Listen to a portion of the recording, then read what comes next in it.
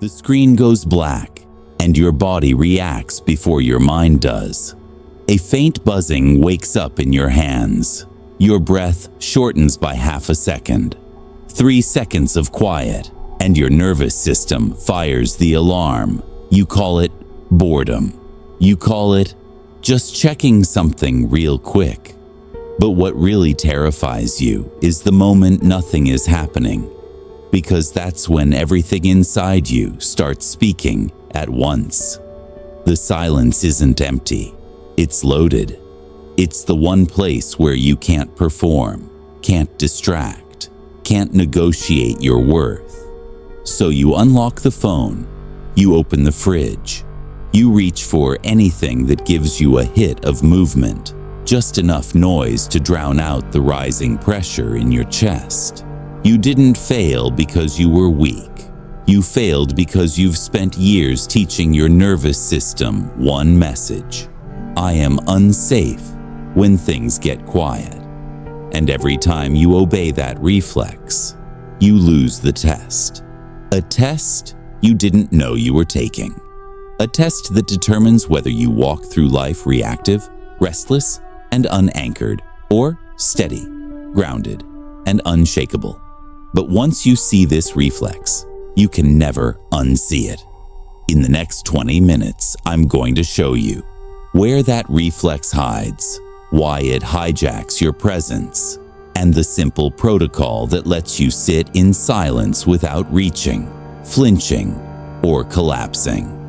Because the moment you can hold 3 seconds of quiet without escaping, you unlock the one thing every man wants and almost none ever master: unshakable, masculine presence. So right now, put your phone face down. Let the room go still. The real story begins in the space you've been running from your entire life. You think you're calm, but your body tells on you long before your mind does. Watch yourself in the moments no one else sees. You walk into your apartment, drop your keys on the table, and before the metal even settles, your fingers brush the edge of a picture frame, nudging it a few millimeters straighter.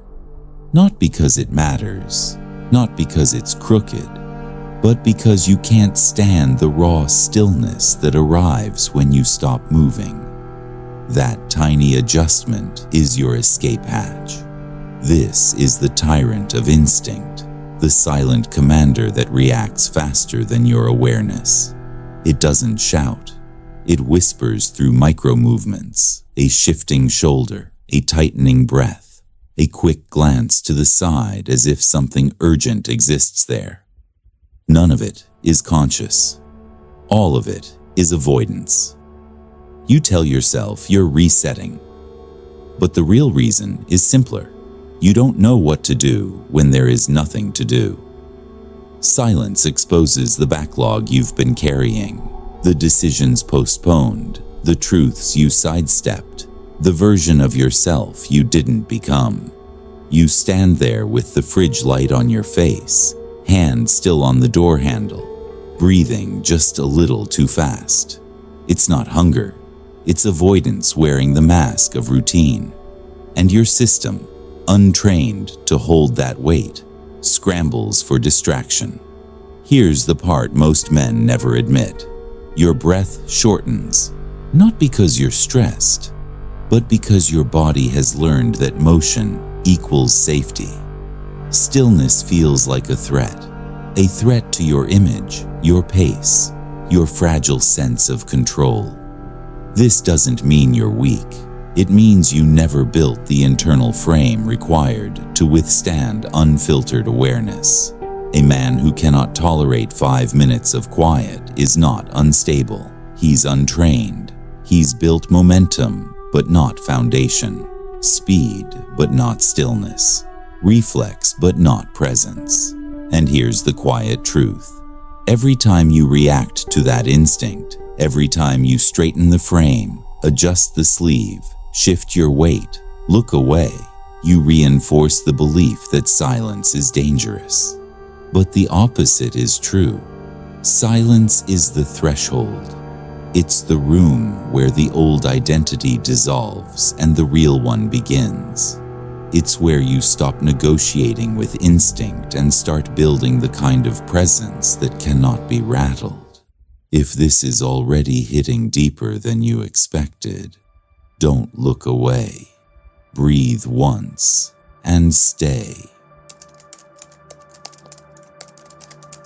There's a specific moment when your frame collapses, and it always happens faster than you think. It's the moment someone looks at you with the slightest hint of confusion. A raised eyebrow, a delayed nod, a pause before they answer. And your whole internal posture shifts. Your chin dips a few millimeters. Your eyes flick away for half a second, not long enough to be obvious, just long enough to betray you. Your breath lifts into your chest instead of your stomach. You're still standing there, but your presence has already stepped back. This is the collapse, not loud, not dramatic, just a subtle, involuntary surrender of your ground.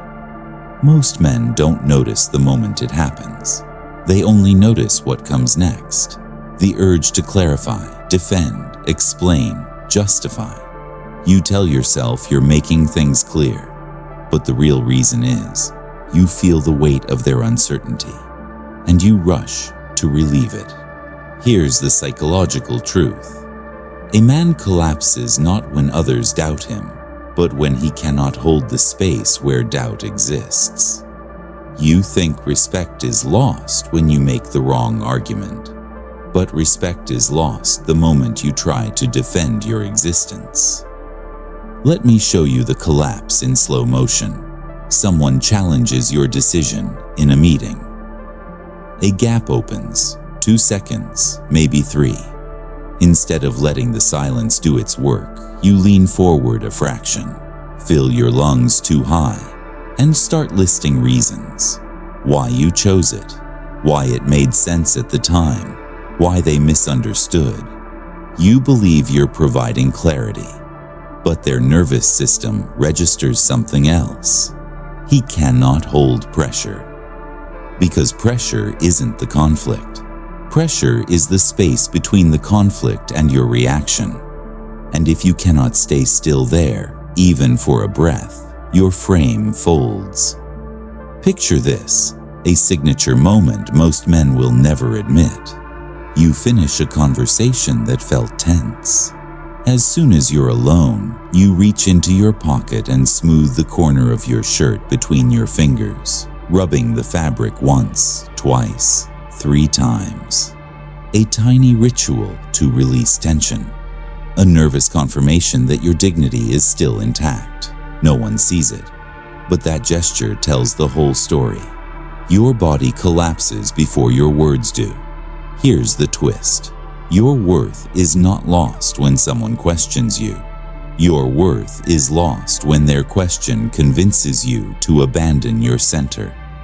A man with a solid frame doesn't earn respect by speaking better. He earns respect by not flinching in the space where certainty is missing. The pause is the test. The silence is the mirror. And the collapse always starts one breath before the first word you regret. There's a pattern you haven't noticed, a pattern that reveals more about you than anything you've ever said aloud. When things feel slightly off, when a conversation turns sharper than expected, when someone's tone shifts by just a degree, you don't push back and you don't stay still. You overcorrect. You straighten your posture too much. You nod a little too quickly. You adjust your sleeve or your watch, even though it doesn't need adjusting. A tiny showcase of "I'm fine" performed for an audience that may not even be watching. This is not confidence. This is self-management under pressure. A subtle, unconscious reshaping of yourself to avoid being misinterpreted, or worse, accurately interpreted. Here is the cold diagnosis. You don't fear conflict, you fear exposure. So you fill the moment. You soften your tone. You reach for one extra sentence, just to clarify. You present a smoother version of yourself because the raw one feels too risky. Men aren't taught this openly, but the nervous system tells the truth. A throat that tightens at the start of disagreement. A hand that drifts to touch the inside of your wrist, feeling for your own pulse. A breath held just long enough to betray hesitation. None of this is dramatic. All of it is revealing.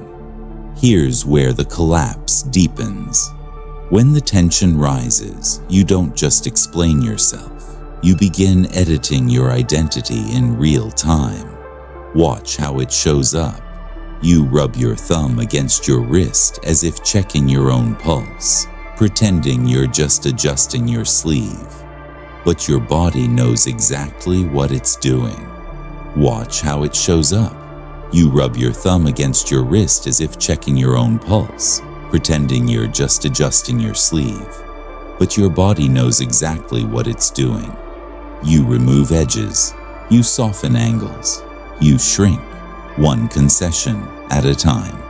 And the world doesn't punish you for it. It simply stops seeing you. The twist most men never realize is this. People don't lose respect because you speak too much. They lose respect because they can feel you abandoning yourself mid-sentence. Picture this. Another signature moment. You're walking away from a conversation that felt heavier than it should have been. Halfway down the hallway, you stop. Your shoulders lift on an inhale, and you quietly exhale through pursed lips, as if trying to blow the tension out of your body. Then you roll your wrist once, rotating the joint to shake it off. It looks like nothing, but it's the body of a man who just negotiated with himself and lost. You think you're managing stress. You're actually managing the version of yourself you think others want. And the more you overcorrect, the more invisible you become. Here's the truth you've avoided. A man becomes centered not when he dominates the moment, but when he refuses to distort himself for it. Silence isn't your enemy. Discomfort isn't your enemy. The urge to overcorrect, that's the real fracture. Once you see it, you can't unsee it. And once you stop doing it, your presence changes faster than your words ever could. There is a silence that feels strong, and a silence that destroys you from the inside. From the outside, they look identical. But a man can feel the difference in his bones. You know the first kind all too well. It's the silence you use to hide. When pressure rises, your jaw shifts to one side. Your eyes settle on a neutral object, a pen, a crack in the wall, the edge of a notebook, anything that lets you avoid the weight of the moment. Your body becomes still, but not steady. Still, because you've shut down. Not steady, because you're bracing. This is brittle silence. It feels like composure, yet it's nothing more than internal retreat. A quiet attempt to freeze time until the discomfort passes. It is a shield, not a stance. And shields crack under enough pressure. There is another kind, the one you've rarely touched. It happens when you stop managing yourself. You don't force your face to stay neutral. You don't hold your breath. You don't shift your posture to look unaffected. You simply let the moment land and stay exactly where you are. This silence doesn't bend. It doesn't hide. It doesn't perform. It's the silence of a man who knows he can withstand the truth, whether that truth flatters him or not. Feel the difference. Brittle silence makes your shoulders subtly rise, as if you're trying to protect your neck. True silence drops your weight into the ground. Your breath moves lower. Your gaze settles without darting. Your presence expands instead of contracts. One is the silence of a man trying not to be seen. The other is the silence of a man who no longer fears being known. And here's what breaks most men. In a difficult moment, they don't speak too soon. They collapse too soon. Instead of letting the tension breathe, they rush to fill it with explanations, reassurances, softened edges, anything that proves they're still agreeable. Not because they want to speak, but because they cannot bear the raw exposure that comes before the words. You know this moment intimately. You sit in your parked car before going inside. The engine is off. The world is muted. Instinctively, your hand rises to touch your collarbone, tracing the same small spot with your thumb, as if you're smoothing something that isn't there. A tiny motion, barely visible, but it reveals everything. Your body is trying to escape the silence without leaving the seat. Here is the shift. A man becomes unshakable, not when he speaks with certainty, but when he can hold the silence where certainty has not yet arrived. The world senses the difference immediately. People lean in. Tension bends around you instead of through you. Your presence becomes the reference point. Brittle silence is a cage. True silence is a throne. Only one of them can carry the weight of your life. Strength doesn't appear in the moments you expect. It appears in the small, ordinary seconds when no one is watching. You feel it most clearly in the quiet moments before impact, the ones you've avoided your entire life. The pause before you knock on a door. The breath before you answer a difficult question. The stillness right after someone challenges you and waits to see who you really are. Every man has a fracture in those moments. Yours shows up the same way every time. Your foot shifts. Your shoulders tilt forward by a few degrees. Your eyes narrow as if the moment is too bright to hold directly. None of it is dramatic, but all of it is a signal that you're preparing to disappear from yourself again. This is where most men lose themselves, not in the conflict, but in the second before it. Here is the truth you've never said out loud. You don't fear confrontation. You fear the version of yourself who shows up unprepared, the man who folds inward, the man who apologizes with his posture, the man who gives away his ground before he even speaks a word. But that man isn't your enemy. He's your unfinished work. You don't fix him with louder words, better comebacks, or motivational speeches. You fix him by changing the way your nervous system responds to stillness. Because stillness is not the absence of movement. Stillness is the refusal to run. Let me show you how the shift begins, not with discipline, not with aggression, but with something far simpler. Sit down. Feet grounded, hands resting on your legs or the table. Don't change your breathing. Don't adjust your posture to look composed. Just notice the first signal your body sends, the restless twitch in the foot, the rising heat along the spine, the urge to swallow harder than you need to. That's not weakness. That's data.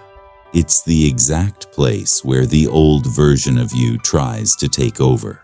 Now, hold the moment. Don't negotiate with it. Don't argue with it. Don't try to calm it down, outlast it. For the first time, you're not sprinting ahead of the discomfort. You're letting it exhaust itself in front of you. Men collapse in the big moments because they never trained for the small ones. This is the training, right here, right now, in the silent seconds where nothing is happening except everything. You do this for 5 minutes a day, and something fundamental begins to shift. Your breath drops lower. Your shoulders settle without you forcing them. Your mind stops reaching for imaginary exits. And the next time life puts weight on you, your body recognizes the terrain. Stillness becomes familiar. Silence becomes neutral. Pressure becomes fuel. You are not becoming colder. You are becoming anchored. And an anchored man doesn't chase control. He is the control. When a man learns to outlast the silence, everything else in his life begins to rearrange around him, including the way the world responds.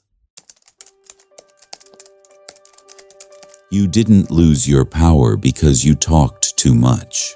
You lost it in the moments you couldn't stay with yourself long enough to anchor your own identity. Silence was never the enemy. It was the doorway, the only place the truth stands still. You avoided it, thinking it would expose weakness, but it was only trying to introduce you to the man you keep outrunning.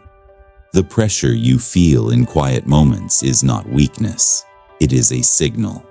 It's the coordinate where the old identity collapses and the new one begins.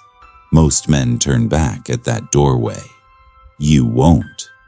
Because now you've seen the hidden mechanism. The anxious reflex pulling your hand toward your pocket, your voice toward unnecessary explanations. You've seen the system before it hijacks you. And once a man can see the system, he no longer has to obey it. This is the turning point. You are no longer negotiating your ground with the world. You're claiming it inside your own breath. When you stop escaping the silence, your presence settles.